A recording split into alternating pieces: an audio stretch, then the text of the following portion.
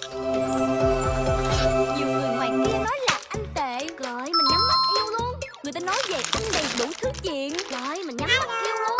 Người ta nói là anh đang thích nhỏ này. Người ta nói anh phái nhỏ kia. Nhỏ nào? Người ta nói anh không có thương em. Rồi mình nhắm mắt yêu luôn. Lời người ta nói là em không có tin, nhưng mà lỡ có thiệt là em tiễn đi luôn. Tánh em thì cũng dễ thương lắm, nhưng một khi đã yêu là phải để vô khuôn. Nói một lời là chỉ thương mình em thôi. Đừng có nghĩ là nói cho suông vì em không có.